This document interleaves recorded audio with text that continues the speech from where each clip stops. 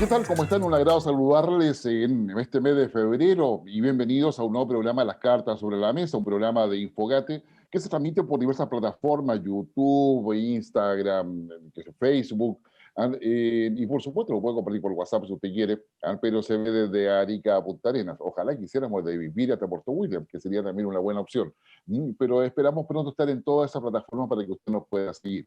Recuerde que Las Cartas sobre la Mesa es un programa que va orientado a poder entregar información, datos, argumentos, reflexiones, para que usted ponga su propio diálogo en su casa, con sus familiares, con sus amigos. Recuerde que la democracia se construye dialogando y de esa manera Las Cartas sobre la Mesa quiere aportar para que usted tenga una mejor perspectiva respecto a los temas que son de relevancia para nuestro país y también saber, más de alguna oportunidad lo hemos hecho, qué es lo que sucede en el mundo. Un mundo que está convulsionado, un mundo que está dentro de lo que es este enfoque única, mucha volatilidad, mucha incertidumbre, mucha complejidad y por supuesto también ambigüedad. Y Chile no escapa a ello, estamos en un proceso donde vamos a elegir alcaldes convencionales, gobernadores, concejales, y después en noviembre la presidencial, diputados, senadores y además consejeros regionales. Si usted alguna vez quería elecciones en nuestro país, este es el año, sin lugar a dudas, tenemos todo un proceso muy largo de todo tipo de elecciones. Pero vayamos a los temas que nos interesan. Cada vez más la Carta sobre la Mesa está abordando temas estratégicos de relevancia para el país y que requieren entenderlos por una parte, pero también requieren los actores políticos llegar a acuerdos, tener una visión que sea común, un espacio de convergencia donde se pueda observar. Uno de esos temas es el cambio climático. Antes de poder hacer una introducción a todo ello, quiero presentar a nuestros invitados en el día de hoy, al que les agradecemos muchísimo su disposición para estar con nosotros. Vamos a empezar como corresponde y en términos protocolares, para poder decirlo de esa manera, con las damas. De que nos acompaña una destacada abogada de la Universidad de Chile, que es Melissa Mayiga Acevedo. Ella es asesora en una variedad de temas, pero particularmente en temas que tienen que ver con los derechos humanos, el derecho internacional, la justicia transicional, que no es un tema menor, en Colombia fue todo un tema de debate conceptual, teórico, jurídico y también político. Y tiene además un expertise específico en lo que es derecho ambiental en la Universidad Católica del Paraíso, a pesar de haber estudiado en la Chile. Pero en fin, como que sé yo, que nadie es perfecto en esta vida. Pero en la Católica del Paraíso, y ella también es asesora parlamentaria, legislativa y en el Senado sobre este tipo de temas, y miembro de la Comisión Jurídica del Observatorio de la Costa. Y coordina además el programa de medio ambiente del Instituto Igualdad y es directora ejecutiva de la Fundación Humedal Nativo. Les recuerdo que la semana pasada se celebró el Día de los Humedales. Ya lo va a contar, le vamos a preguntar a Melissa qué significa eso. Y también al lado de ella hubo una persona que hace rato que no lo teníamos acá en el programa, a don Fernando Kraus, que es ingeniero geógrafo y además coordinador del programa medioambiental del Instituto Igualdad. Un instituto que aborda temas estratégicos, lo hace de su perspectiva, por supuesto, pero aporta datos, aporta información, aporta argumentos, cosas que son necesarias para poder tener este diálogo que Chile necesita. Muy bienvenida, Melissa. Llamo Fernando, un agrado que estén las cartas sobre la mesa. Muchas gracias, Guillermo, por este espacio para conversar de los temas medioambientales. Mencionaba muy bien que es un tema estratégico para Chile, pero a nivel ya mundial, todo lo que tiene que ver con el cambio climático, pero también con los cambios en el medio ambiente, en el entorno, y cómo estos son abordados por los países, son clave. En un año clave para Chile de definiciones políticas a través de la nueva Constitución, que debe elaborarse, y también de las elecciones de autoridades, de tener nuevas autoridades regionales. Todos los temas son muy relevantes. Pero mencionabas también que la semana pasada se conmemoraba el Día Mundial Internacional de los Humedales, y Chile ha ido avanzando en una legislación que proteja nuestros humedales, específicamente los humedales urbanos, algo que sucedió con una ley y reglamento del 2020, y para eso hemos invitado, para estar con nosotros, a alguien que conoce muy de cerca todo este proceso, que es Melissa Mayiga. Yo quería partir la conversación, si me permite, Guillermo, preguntándole derechamente a Melissa, que ha sido parte desde el inicio de toda esta construcción de esta ley y este reglamento, ¿qué significado tiene para Chile, para el país, la entrada en vigor de esta ley? Gracias, Fernando. Y gracias, Guillermo, también por esa introducción. Bueno, como decían hace un momento, la semana pasada celebramos el Día Mundial de los Humedales, Es la conmemoración número 50 de este tratado internacional. La Convención Ramsar es un tratado internacional para la protección de los humedales a nivel internacional, que nuestro país ratificó el año 81, y si se fijan, pasó bastante tiempo entre la ratificación del tratado internacional hasta el año 2020, donde tenemos a nivel nacional la primera ley que define y que establece, adecua herramientas para proteger a los humedales, en este caso los humedales urbanos. Por eso es muy importante esta nueva normativa en ese sentido, que si bien el Tratado de Ramsar fue uno de los primeros que nuestro país, uno de los primeros tratados ambientales que nuestro país firmó y ratificó, sin embargo se demoró bastante tiempo, ¿cierto?, en poder hacer una normativa a nivel nacional donde se protegiera directamente, en este caso, a estos ecosistemas que hace un tiempo quizá no lo celebrábamos el Día de los Humedales como lo celebramos la semana pasada, con gran convocatoria en las redes sociales, con muchas actividades, con anuncios de parte de las autoridades.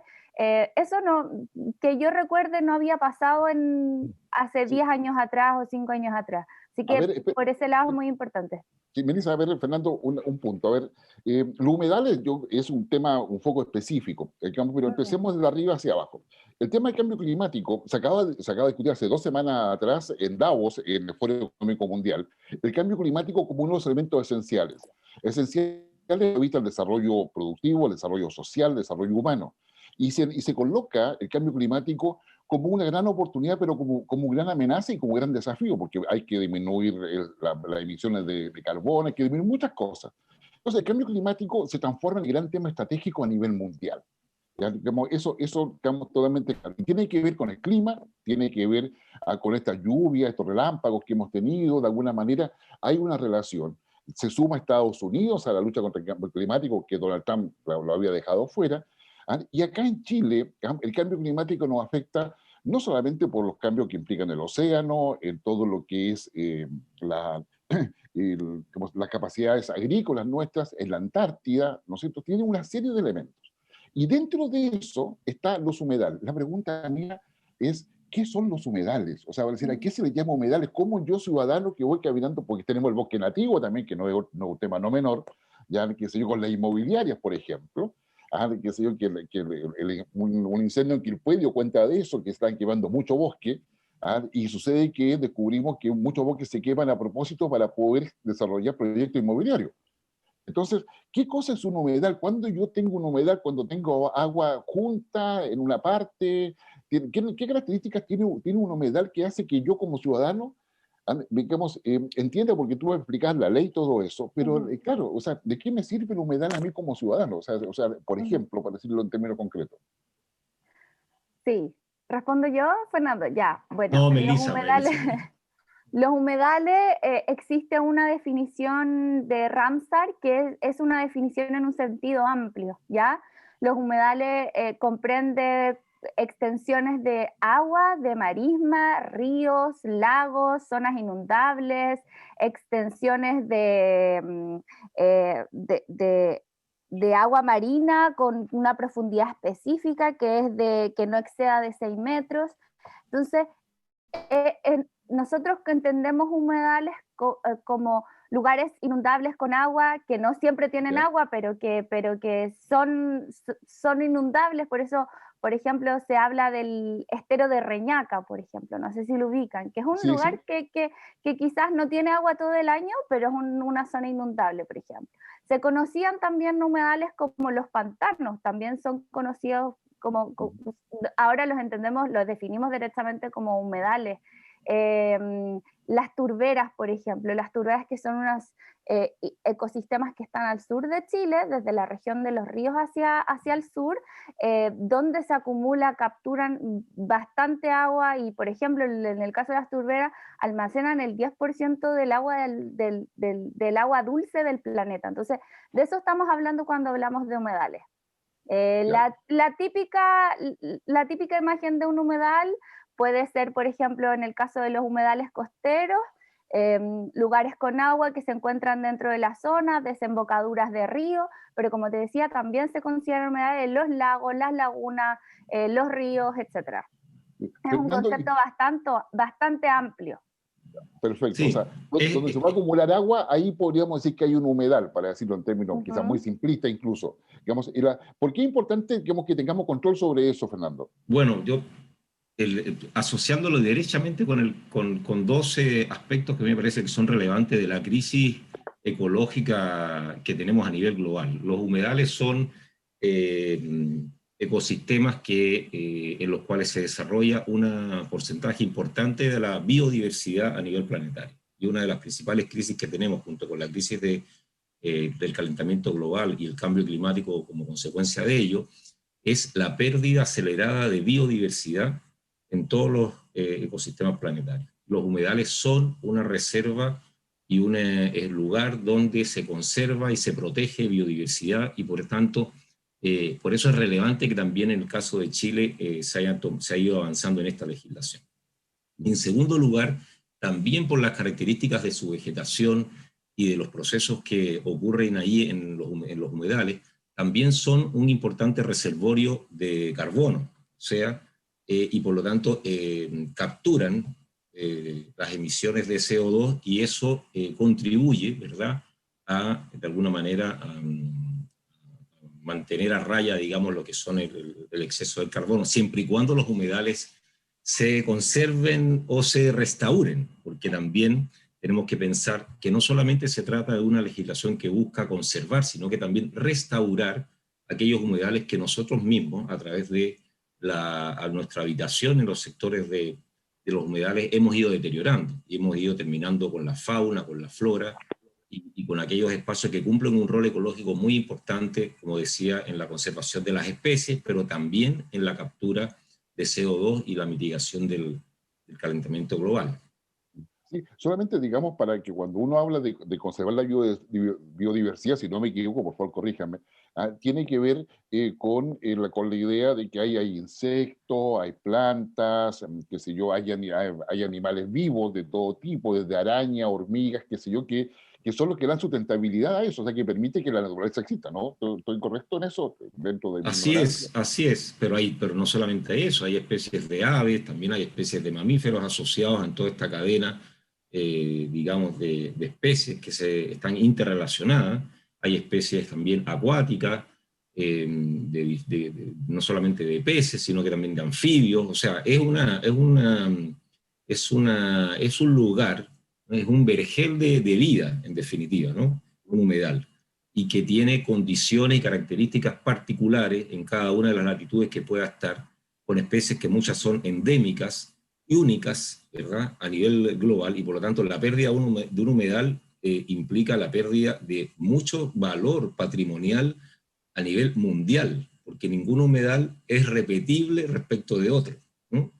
Está en un país, está en una geografía distinta, bajo ciertas características, y bueno, lamentablemente nosotros hemos ido avanzando muchas veces sobre los humedales, me refiero al ser humano, con la construcción de habitaciones y de industrias, y eso es un poquitito lo que comienza, desde mi perspectiva, a protegerse y a tratar de frenar con esta ley de humedales urbanos, que entiendo que ya existe un trabajo. Melissa, tú nos puedes profundizar un poco más sobre un número de más de 30 humedales en Chile que ya se está comenzando a proteger.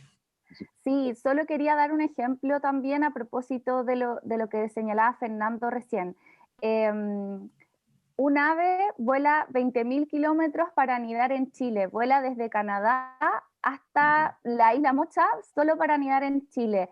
La convención Ramsar, de hecho, nace para se llamaba la protección de los humedales de importancia internacional para la nidificación de aves migratorias. Era la protección de las aves migratorias, en el fondo, la primera instancia de protección internacional. Entonces, es súper importante. Hay un ave que vuela desde Canadá que viene a dejar sus nidos al humedal del río Utah en Arica, y una vez destruido ese humedal, esa ave ya no puede estar ahí. Entonces, por eso es tan importante, era como un ejemplo quería ponerlo en un ejemplo gráfico.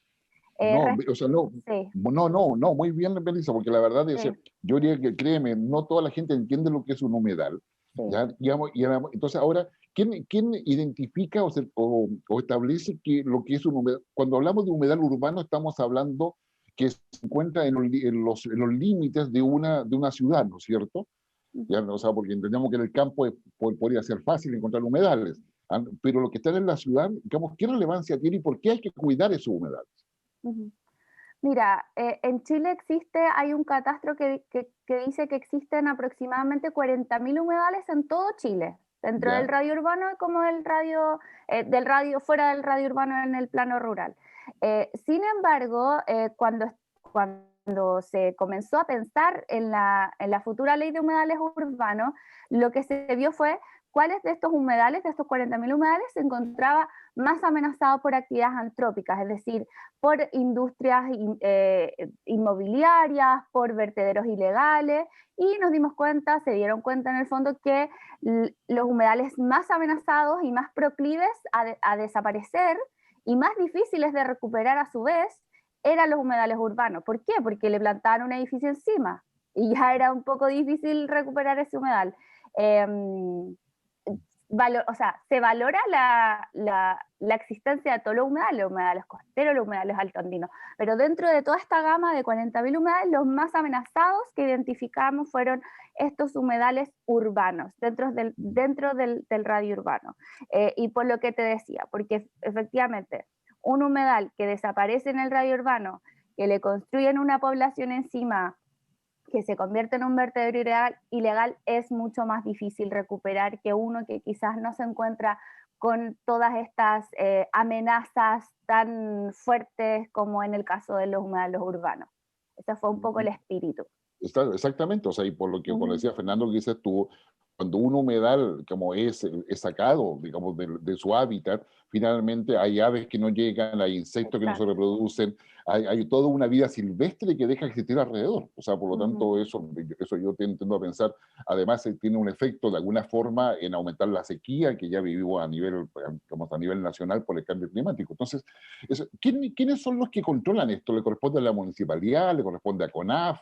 Le corresponde a otro organismo, al SAC, no sé, ¿quién saca la multa, por decirlo de alguna manera?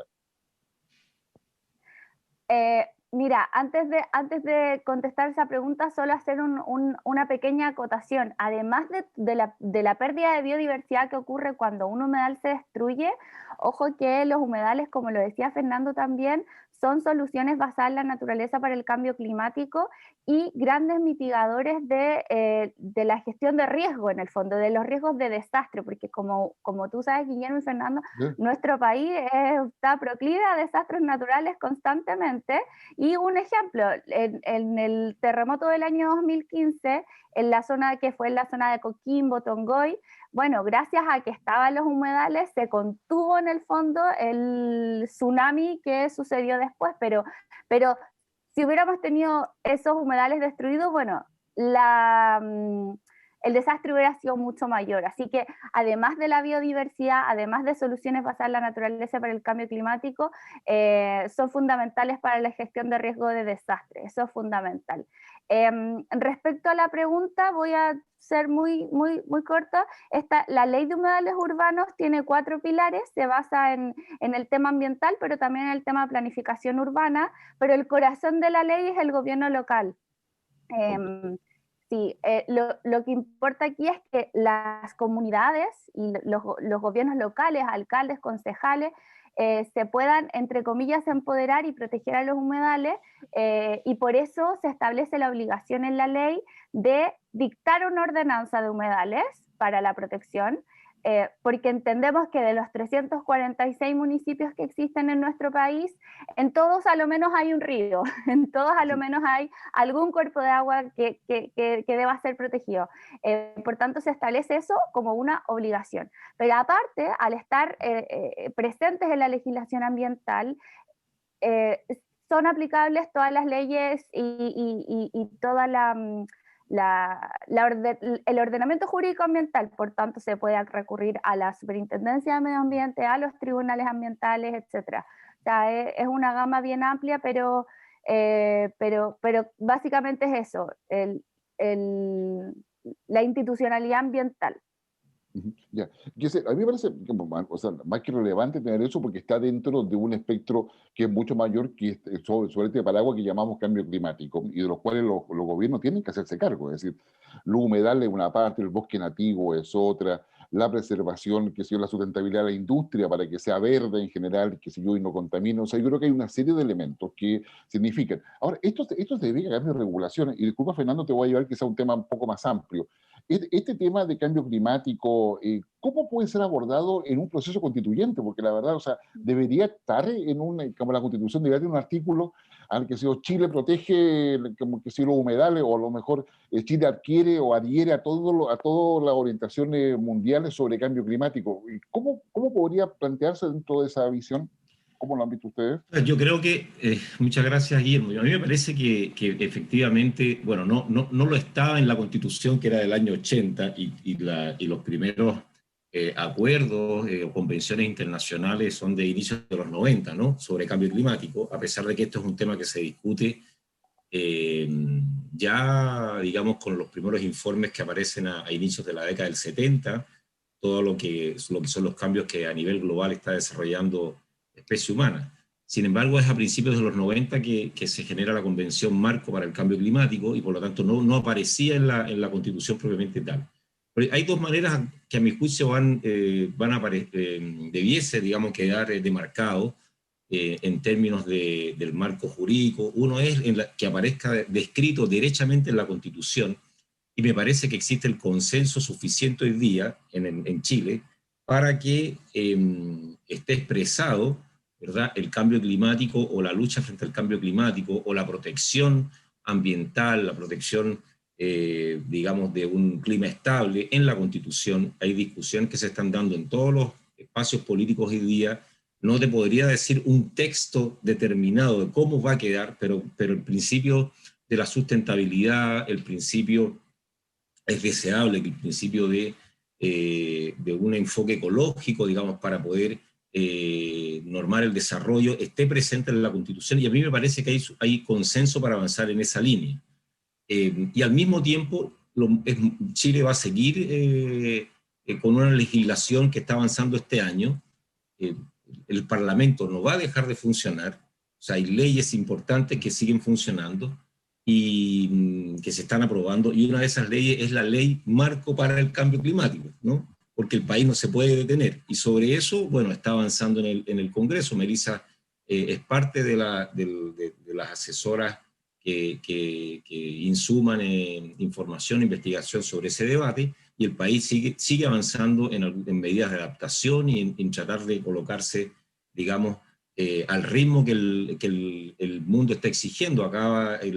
Hace unas semanas atrás, el 20 de enero, el presidente de Estados Unidos acaba de firmar un decreto en que reincorpora, al cabo de 30 días, se reincorpora a Estados Unidos al Acuerdo de París, del cual se había salido el anterior presidente Trump. Entonces, el mundo vuelve a tomar un reimpulso con el ingreso de Estados Unidos, que tiene una meta, si no me equivoco, de reducir en un 26% sus emisiones de CO2 al 2025. Eso imprime también un nuevo ánimo, ¿verdad?, en la comunidad internacional de cómo abordar las metas para el cambio climático, y por supuesto que Chile, que hasta que no se desarrolle a fines de año en Glasgow la COP26, seguimos siendo presidiendo y siendo parte importante de la COP, ¿no? Por lo tanto, tenemos compromisos en materia de cambio climático que implican que nuestro país avance y siga dando el ejemplo en ese sentido. Pero la ley es uno de esos temas, y no sé, Melissa, si nos puedes contar un poco en qué situación está la ley marco del cambio climático chilena, digamos. Sí, la ley marco de cambio climático se encuentra en la primera etapa, está en primer trámite constitucional, lo está revisando la Comisión de Medio Ambiente del Senado. Se han votado ya bastantes indicaciones y debiera ya a principios de marzo, abril quizás ya votarse, pero sí, como decías tú, es bastante importante esta ley que establece una estrategia climática a largo plazo, planes sectoriales de mitigación, de adaptación, establece definiciones concretas respecto de las contribuciones nacionales determinadas de nuestro país que debe presentar a las Naciones Unidas cada 5 años. Así que es bastante importante avanzar en esta ley, sobre todo porque, como vemos efectivamente en el plano internacional, esto sigue avanzando. Y bueno, respecto a la Constitución, es difícil poner algo en la ley que después se haga efectivo, ¿cierto? Podemos poner que vamos a luchar contra el cambio climático, pero ok, ¿cómo? ¿Cómo se hace? Pero sí, la Constitución como Carta Magna, como la norma que se encuentra en la cúspide de nuestro ordenamiento jurídico y que sienta las bases para las demás normas legales infraconstitucionales, es importante que, como decía Fernando, exista algún tipo, a lo menos de principio, la función ecológica, por ejemplo, de la propiedad, etcétera. Como, hay varias cosas que, claro, puede ser que ya tengan consenso, hay que ver cómo resulta y cómo todos los constituyentes pueden tomar estos principios y poder respaldarlos después a la hora de tener un texto legal que sea efectivo y que sea realmente algo que pueda contribuir al cambio climático en este caso, y que vaya en consonancia con la ley. Sí, digamos, todo esto, digamos, es responsabilidad del Estado, por una parte, en términos de ser la guía orientadora sobre la cual debe comportarse el resto de la sociedad. ¿Hay Melissa, para ti la pregunta, ¿hay conflictos con los representantes del mercado, por ejemplo, en términos de que ven que toda esta regulación de cambio climático, digamos, de alguna manera impide la iniciativa privada? ¿Hay conflictos en esa área o hay un mercado que está más proclive a ser regulado o autorregulado? Porque, o sea, pensemos que en los años 2000, en realidad 2010, la autorregulación se impuso, pero eso claramente, como decía Angela Merkel, no siempre resultó. Ahora, entonces, hay tema ahí porque yo veo ahí una suerte de choque entre lo que está haciendo el Senado ahora, o el Congreso, con lo que va a ser la Convención Constituyente, que va a ser un tema respecto a cuánto mercado y cuánto Estado vamos a tener. Yo creo que ese es siempre un problema. ¿Ya? Siempre en cualquier tipo, por ejemplo, en el mismo caso de la ley de humedales urbanos, fue un tema bastante importante, como la industria en algún momento, porque esta ley, si bien en el caso de los humedales, por ejemplo, si bien no impide las actividades en los humedales o no impide, digamos, entre comillas, las actividades económicas, pero sí pone trabas y sí pone más cortapisas a la hora de, bueno, si usted destruye un humedal ya no le va a salir tan barato, no, ¿me entiendes? Como va a ser más difícil para estas industrias como lo era antes, donde ni siquiera existía esta palabra en ninguna de nuestras leyes, bueno, pasárselas y no cumplir nada. En el caso del cambio climático, yo personalmente creo que efectivamente puede haber presión, pero creo que es la misma presión que hay en contra de otros temas ambientales también, es el constante problema que tenemos en los temas ambientales, lamentablemente. Porque no hay un cambio de paradigma, necesitamos ese cambio. Sí, yo tengo a mí me parece que hay un consenso que se generó para la COP25 en el discurso, digamos, de la mayoría de los analistas o incluso desde Naciones Unidas, que el cambio climático está impactando el desarrollo como nosotros lo entendíamos. El desarrollo como nosotros lo entendíamos cambió con el cambio climático.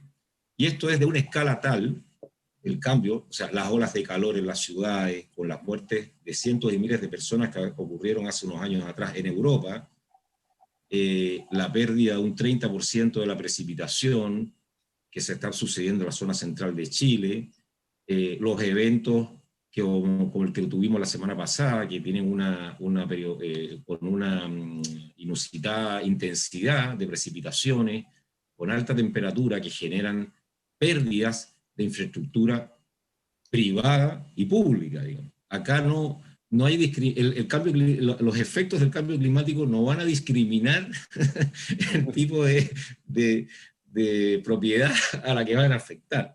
Es una afectación que se produce sobre la infraestructura a nivel global y que tiene un impacto a una escala que nos obliga a repensar la manera en que nosotros abordamos cada uno de estos temas, las relaciones que tenemos entre el Estado y el mercado. Y mi impresión es, como todos los grandes desafíos, si no hay una estrategia nacional e internacional para un tema como este, que implique un esfuerzo mancomunado del Estado, ¿verdad?, con regulación, pero con inversiones, con una visión a mediano y largo plazo, y con los privados, al final vamos a perder todo, ¿no? Al final la economía se va a ver afectada, sin capacidad de adaptar las funciones sociales que cumple la economía, o muchos sectores productivos, como ya está ocurriendo, se van a ver afectados y el impacto va a ser sobre el conjunto de la sociedad.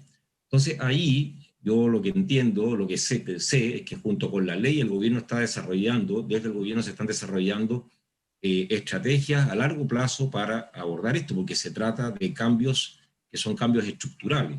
Algunas de las cosas interesantes en las cuales Chile ha sido vanguardia respecto a otros países es la transformación de su matriz energética, por ejemplo, ¿no? Pasando de una matriz basada en el carbón a una matriz, digamos, basada en energías renovables no convencionales. Pero son muchas otras cosas las que se requieren hacer a propósito de una infraestructura que permita, por ejemplo, evitar estos riesgos que se van a ir generando con el tiempo, o de una infraestructura más bien basada en procesos naturales que permita, por ejemplo, la captura del agua, la mantención del agua, la protección de las fuentes de agua. En todo eso nosotros estamos atrasados y somos uno de los países más vulnerables a nivel global. Y bueno, el riesgo que vimos esta semana, que finalmente no ocurrió, por suerte, era que la región metropolitana va a estar permanentemente, anualmente sometida a una interrogante de si vamos a tener o no tener que controlar el tema del agua, digamos, de dosificarla. Cosas como esa no estaban presentes en la discusión hace 20 años, hoy lo están, pero hay que avanzar de manera mucho más rápida. Sí, no, definitivamente. Digamos, a quienes nos escuchan, yo recuerdo que el 14 de febrero es el Día del Amor, también de la amistad, si usted quiere, así que no es importante que quizás regalo, porque a lo mejor en la cuarentena, como usted se cuida, como nosotros lo hacemos, porque hay que quedarse en casa, digamos, ir a vacunarse cuando corresponde, si no alcanzó en su día, va a poder vacunarse igualmente, la vacuna es gratuita, le recuerdo todo eso, pero el 14 de febrero, que sé yo, un abrazo, una mirada, una palabra es suficiente para poder demostrarle a quien usted quiere, ¿no es cierto?, qué sé yo, esa fraternidad, ese amor, ese vínculo que hace propio a los seres humanos. Entonces, digamos, lo recuerdo nomás porque, según yo entiendo con lo que dice Fernando, lo que dice Melissa, hay que amar a los humedales, qué sé yo, digamos, hay que tener sintonía con el cambio climático, porque eso existe realmente, no es un invento. Y como bien decía Fernando, el cambio climático no es de izquierda, derecha, es decir, a todos los afecta exactamente por igual. Y nos está cambiando la forma, digamos, la forma de hacer la vida, no solamente el día a día, sino que también, qué sé yo, digamos, la forma productiva de poder hacerlo. De hecho, a nivel global, contaba yo inicialmente, digamos, el foro de Davos. En el mes de mayo se supone que está la segunda parte de este foro, donde se debería haber un cambio en la estructura de Estado-mercado, en el sentido que Fernando lo señalaba, en términos de buscar un equilibrio, pero donde tiene que haber visión estratégica de largo plazo, o sea, definitivamente. ¿Tú crees, Melissa, que en el Congreso, digamos, dado tu rol de asesora y lo que tú diriges en términos de lo que estás haciendo ahora, se ha logrado instalar esta idea de que hay que cautelar, hay que cuidar? Y te lo digo a nivel ciudadano, porque claramente, como se requiere gobernanza para esto, se requiere que haya participación de la ciudadanía. Cada vez que hablamos de gobernanza, estamos hablando de que hay una participación de la ciudadanía en la toma de decisiones. ¿Cómo se están viendo esos elementos dentro del debate legislativo, pensando que hay senadores que terminan su periodo ahora o sea, en marzo del próximo año en realidad, pero que van a elecciones o reelecciones? ¿Cómo va eso adentro? ¿Cómo lo ves tú? El tema de la participación ciudadana específicamente, por ejemplo, en la ley de cambio climático se ha enfatizado bastante, ¿ya? Entendemos que si no hay participación ciudadana, todos los conflictos socioambientales se aceleran, ¿cierto? Al haber participación ciudadana y al haber mayor democracia ambiental, se pueden, estos conflictos los podemos ir atenuando. Entonces eso es fundamental. Todos los instrumentos que contempla la ley están pensados para tener espacios de participación ciudadana, ¿ya? Yo creo que en el Congreso específicamente los temas ambientales y el tema del cambio climático que se tramitó durante todo el año 2020 han ido cobrando cada vez más fuerza, porque como dice Fernando, exacto, el cambio climático nos va a afectar a todos. Hay algunos que los va a afectar más, las personas vulnerables, los países vulnerables van a ser más afectados por el cambio climático. Las mujeres, por ejemplo, también hay estudios que dicen que van a ser más afectadas.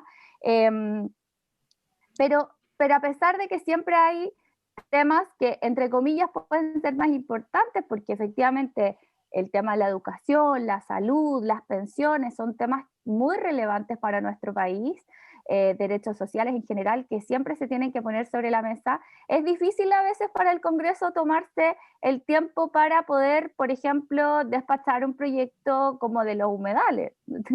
Humedales que muchas veces nos preguntaban ya, pero ¿de qué se trata esto? ¿Qué son los humedales?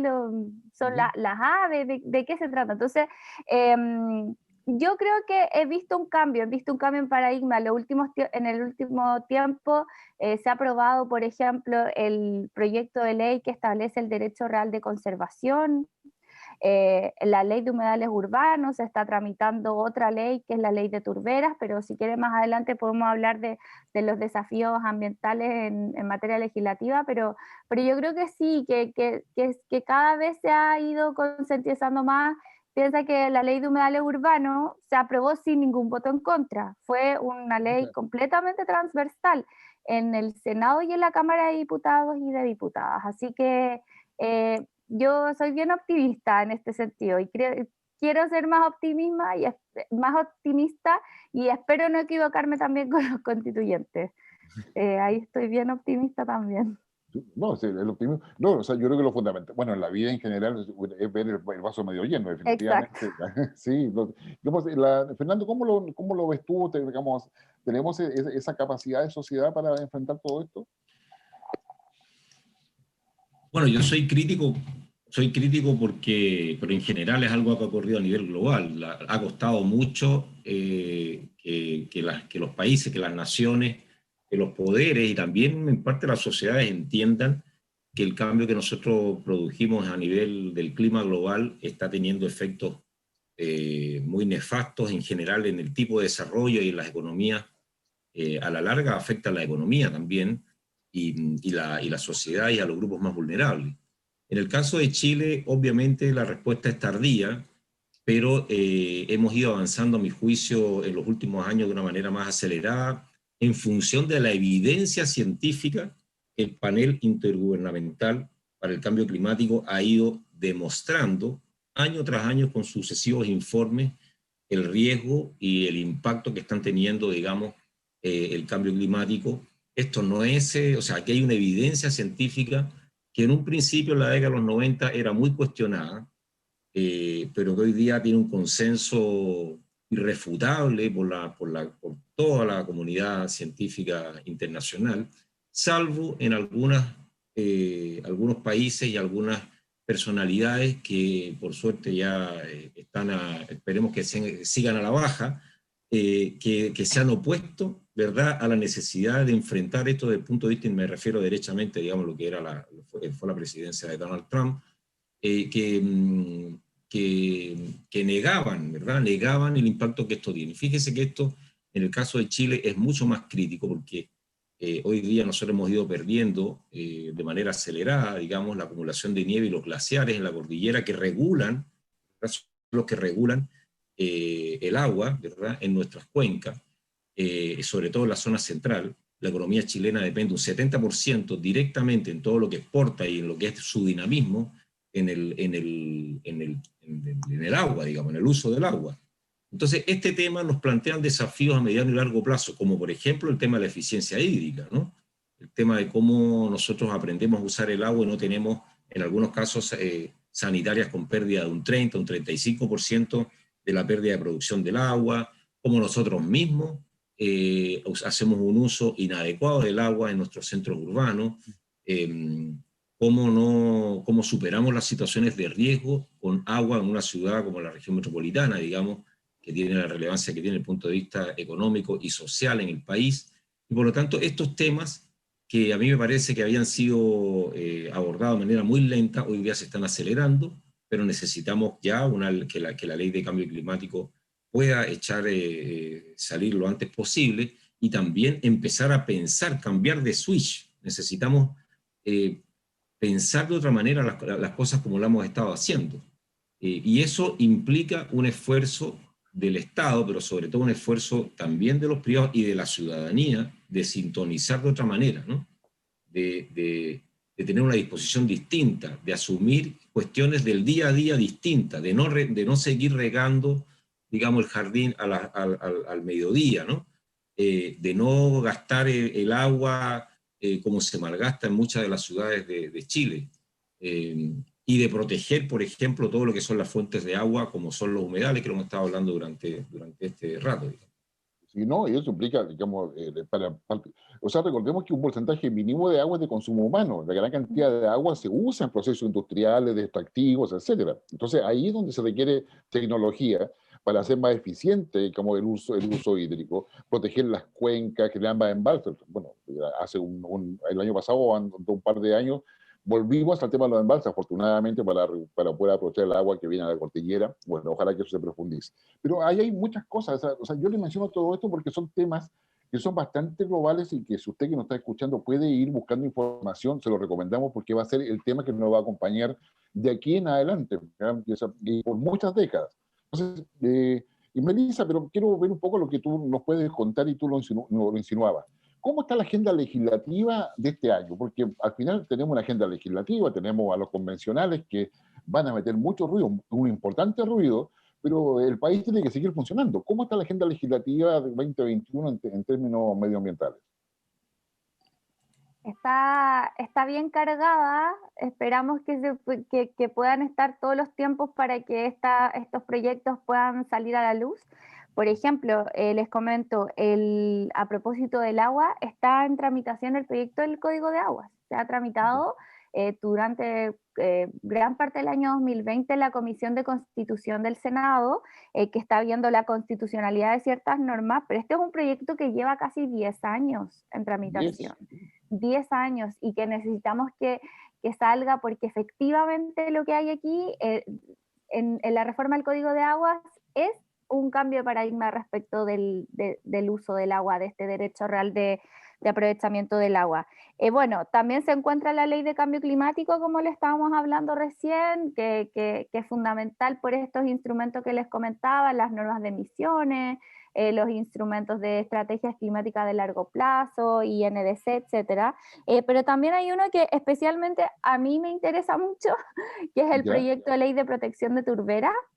Como le hablábamos antes, las turberas son una especie de, un tipo de humedal que se encuentra al sur de Chile. En Chiloé le dicen la nieve chilota, porque en Chiloé no hay nieve, por tanto estas turberas son los grandes reservorios de agua dulce.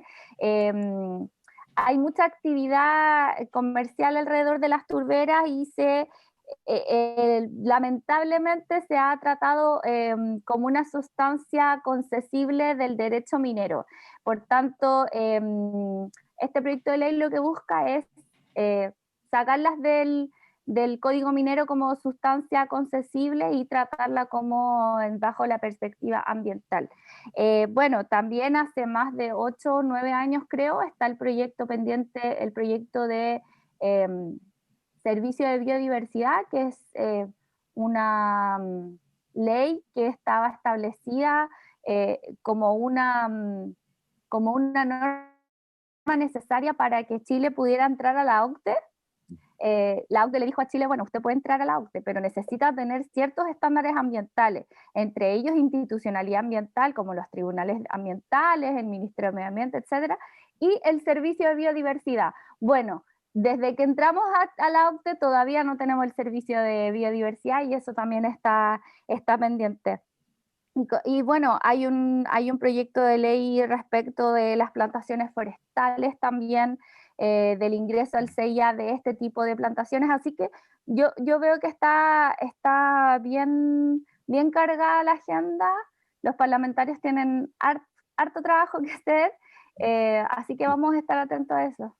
Sí, no, y los asesores también, porque los parlamentarios no son nada sin sus asesores, digamos, se me disculpa, digamos, pero claro, porque digamos, Sí, es verdad.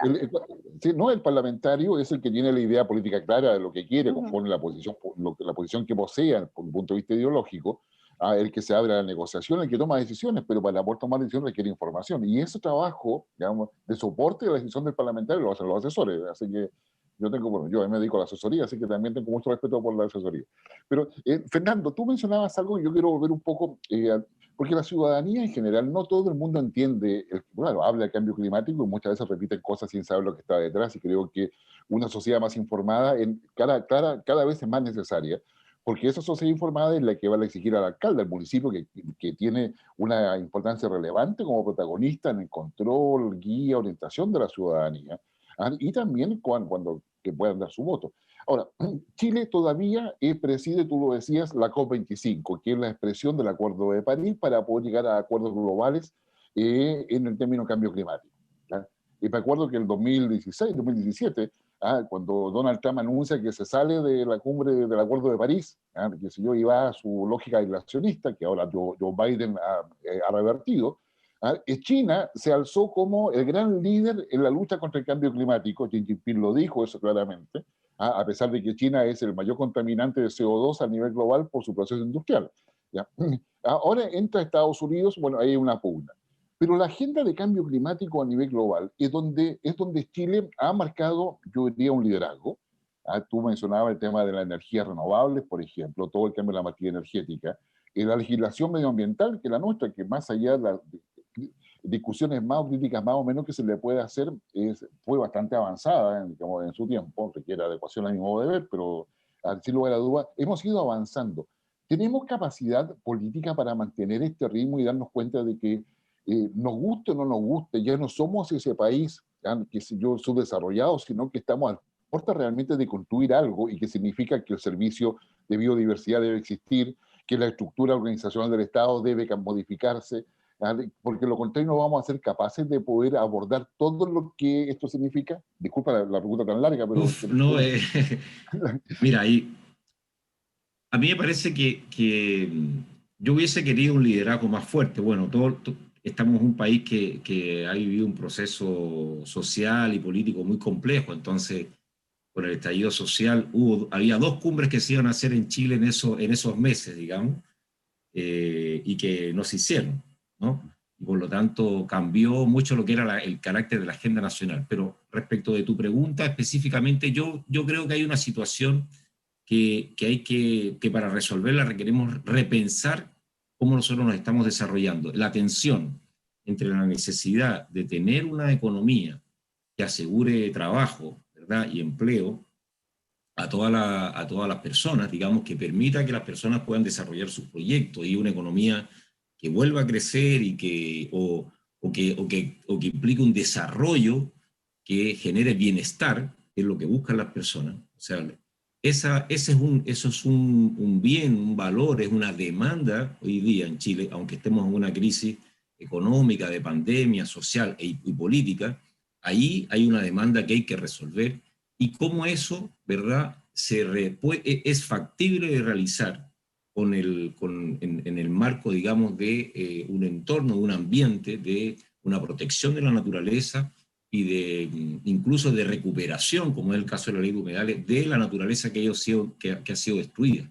Eso no puede resolverse, a mi juicio, bajo el modelo de desarrollo que nosotros tenemos, y no puede resolverse bajo la forma en que nosotros hemos ido, ¿verdad?, hemos planteado la existencia, nuestra habitación del entorno y de la naturaleza.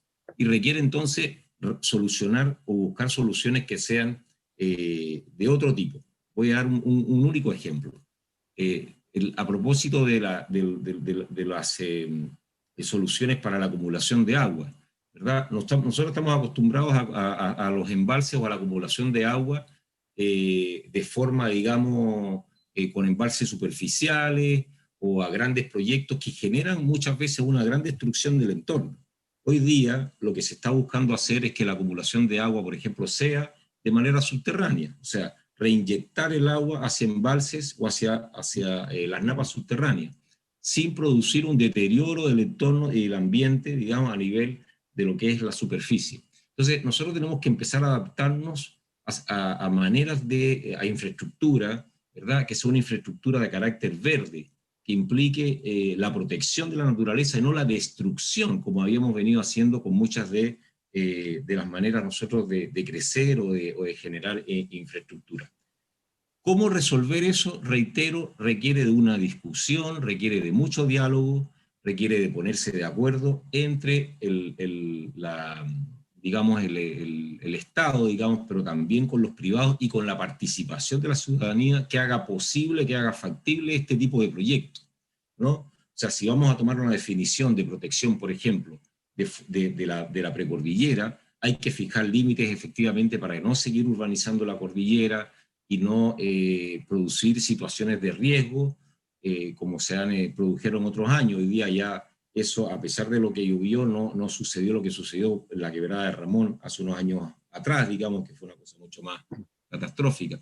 Entonces, eso yo lo veo como un desafío, Guillermo. No sabría, sería un poquitito pretencioso de mi parte decir que existe consenso en eso. Esa tensión de cómo avanzar en bienestar y hacerlo con un modelo de desarrollo distinto, me parece que hay algunas cosas que están avanzando bien, como tiene que ver con el tema de las energías renovables no convencionales, pero se requiere mucho más diálogo, se requiere mucho más de discusión, se requiere que el mundo de la ciencia tenga un mayor protagonismo que el que ha tenido, ¿no? Para plantear soluciones que efectivamente estén de acuerdo con la naturaleza, y eso es el proceso de debate en el que estamos hoy en día. No es algo fácil, no es algo No, fácil de lograr.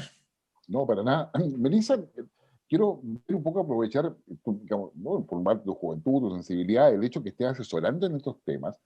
Uno de los grandes temas articuladores y que necesariamente va a quedar relacionado con ello, al menos la percepción ciudadana, es el tema de la desigualdad.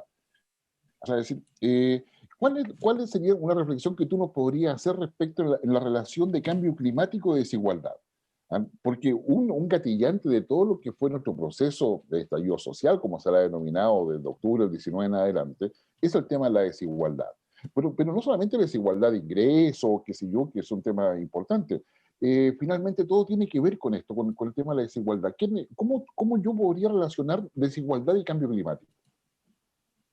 Mira, yo aquí quiero citar a una profesora que es ¿Ya? Analía Uriarte. No Ella en digas, un, pero sí. sí, ella en un seminario que estuvimos en diciembre del 2020 dijo una frase súper potente que, bueno, después la he escuchado de nuevo, pero yo se la escuché a ella, así que por eso la Ya. cito. Eh, bueno, que en la zona de Petorca, por ejemplo, un palto tiene más derecho al agua que la persona que vive al lado del palto. A mí eso me parece profundamente desigual, que no exista en el caso del agua, derecho humano al agua, pero sí existe el derecho de propiedad, que es mucho más potente, obviamente, que según nuestra constitución, que el derecho al consumo humano de una persona. La pandemia también nos ha reflejado la gran desigualdad que tenemos en nuestro país. Si en décadas anteriores había que superar la pobreza, bueno, el desafío de esta década es seguir superando la desigualdad. En materia de cambio climático, como lo comentaba hace un momento atrás, en las COP, que es estas reuniones de las partes, de los estados partes que se reúnen año a año para ver los avances respecto de cambio climático, hay representantes de todos los países donde se hacen ponencias, de muchas conferencias y bueno, se ha demostrado, hay muchos estudios que establecen que las mujeres, que los países más vulnerables y que las personas con menos recursos van a ser más afectadas que las personas que tienen mayor acceso económico, van a ser más afectadas por el cambio climático. Así que yo creo que ese es un desafío enorme que no sé. En este momento yo tampoco tengo la respuesta cómo se puede superar, pero efectivamente creo que es una responsabilidad colectiva de todos nosotros, y que sobre todo los tomadores de decisión, tanto en el poder ejecutivo, en el poder judicial, en el poder legislativo, puedan tener en consideración este factor de desigualdad a la hora de establecer nuevas leyes, nuevas políticas públicas, nuevos fallos de los tribunales de justicia, y donde podamos ir cambiando la desigualdad que es tan brutal en nuestro país. Sí, ¿no? Y yo creo que hay un tema a nivel global, o sea, la desigualdad está instalada como uno de los problemas globales que constituye un desafío para la sociedad, para la democracia y su desarrollo. Es decir, hay quien, claro, respecto a la desigualdad, tú puedes tener visiones ideológicas de una u otra parte, pero la desigualdad sigue existiendo igual. O sea, la desigualdad no existe por una visión ideológica, existe por una realidad, que yo creo que es una cosa que es distinta. Y por eso, digamos, son temas estos relevantes para que usted converse en su casa, porque la manera de poder superar todo esto no depende solamente de tomar decisiones, sino de lo que la ciudadanía pueda aportar. Y la manera de aportar es dialogando sobre estos temas. O sea, el agua hay que cuidarla, no solamente en mi consumo personal, sino que también en la industria, y por eso requerimos innovación. Podemos exigir innovación, podemos exigir aplicación tecnológica. Los paltos se pueden cultivar de otra manera probablemente, pero hay que hacer la investigación y eso se llama innovación. ¿Cómo ocupamos menos agua en los paltos? Y le damos más agua a los humanos. O aseguramos que todos tengan el acceso que corresponde al agua, por ejemplo, qué sé yo. En toda la zona de Petorca, de Loriguan, hay sequía real. O sea, los camiones de la municipalidad tienen que estar digamos, entregando esa agua. Así lo dijo además un fallo de la Corte Suprema. Ahí está Angloamérica involucrada. En fin, hay una... O sea, entonces son temas que no deberían pasar porque van contra el sentido común. No puede haber gente que no tenga acceso al agua. O sea, yo creo que ahí está. Oye, yo la verdad les quiero agradecer muchísimo. No sé, les dejo, digamos, 18 segundos para que digan la última reflexión, antes de despedir el programa. Vamos a Melissa, Fernando. Sí, mi última reflexión es que, bueno, efectivamente decirle a la gente que por favor se informe, que